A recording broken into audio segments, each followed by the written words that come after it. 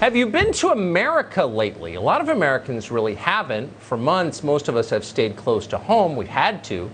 So the next time you get on a plane and visit a couple of American cities, you may be surprised, especially if you remember those cities well from before the pandemic.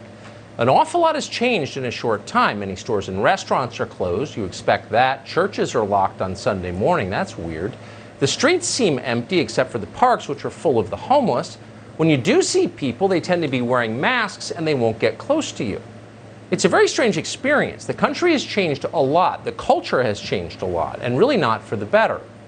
So the question is, how long will this last? How long do we have to endure this? When do we get our country back?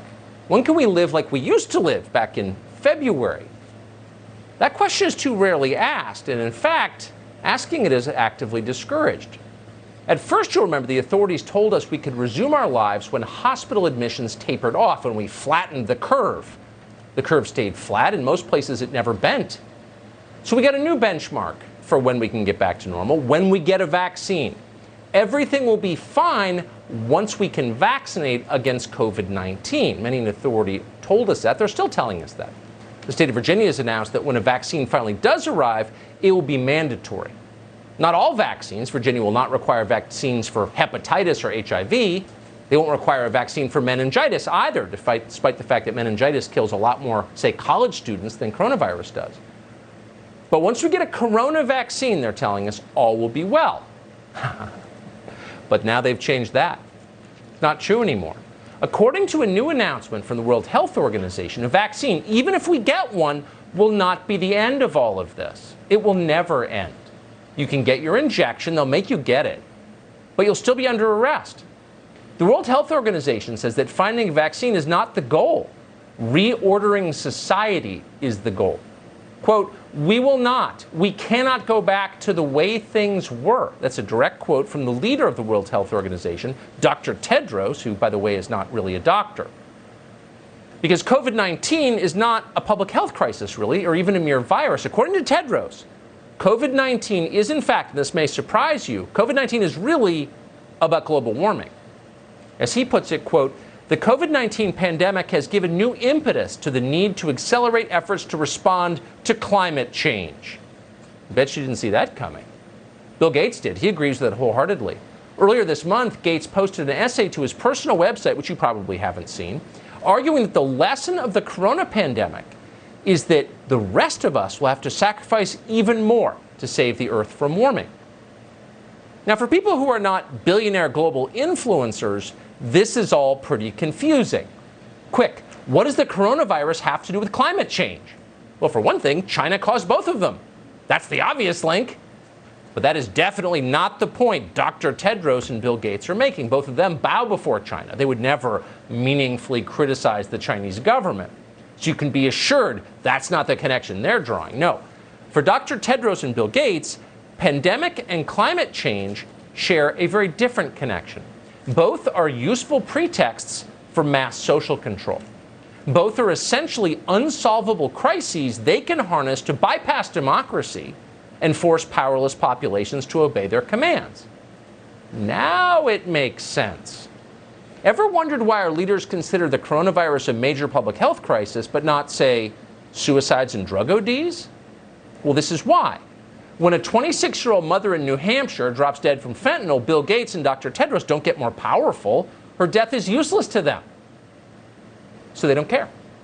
If you actually wanted to improve people's lives, you would look at things very differently, and you would probably reach very different conclusions about the pandemic. In just a few weeks, a deadly virus spread from central China through Europe to every major city in the West. And as that happened, the World Health Organization did nothing to stop it and, in fact, spread disinformation as it was happening. Those are the facts. So what would a rational person conclude from those facts? Well, the first and most obvious lesson is globalization has risks. It has upsides, of course, cheaper plastic crap from China, but it also has risks. Pandemics spread very, very fast. Then, as it happened, our most important international public health organization failed on purpose. It's corrupt.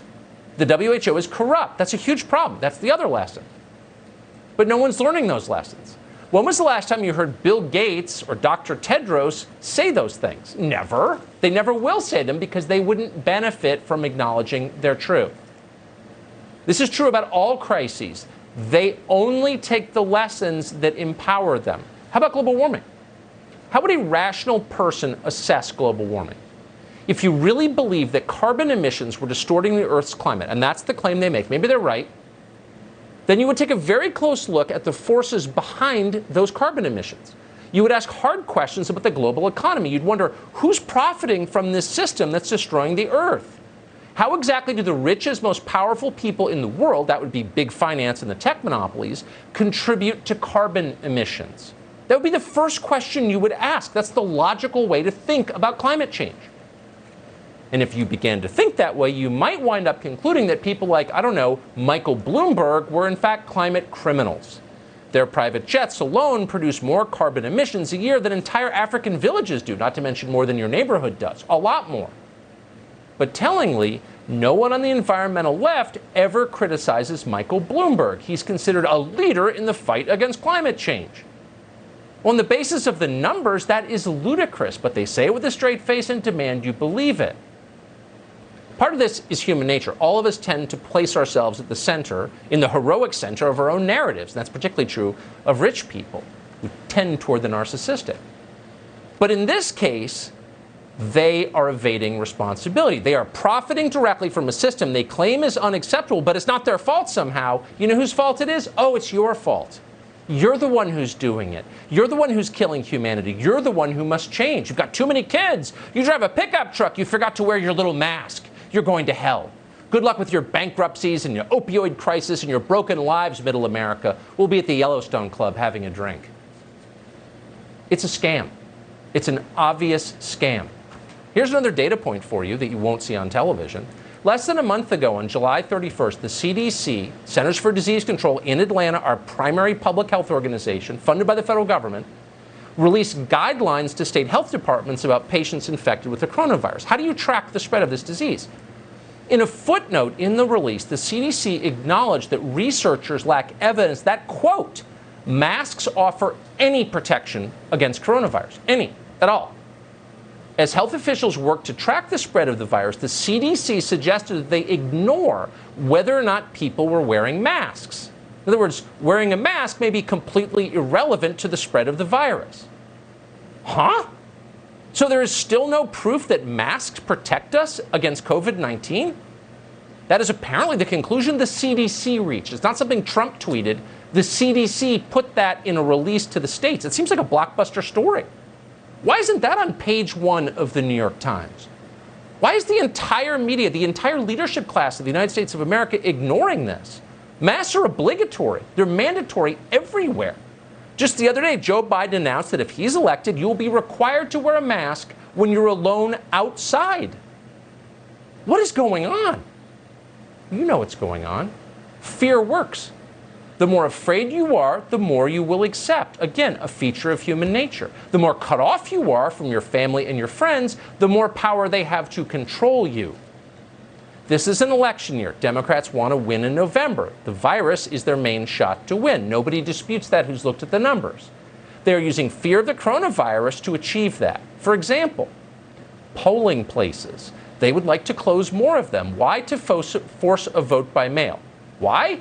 Because vote by mail is more easy to manipulate.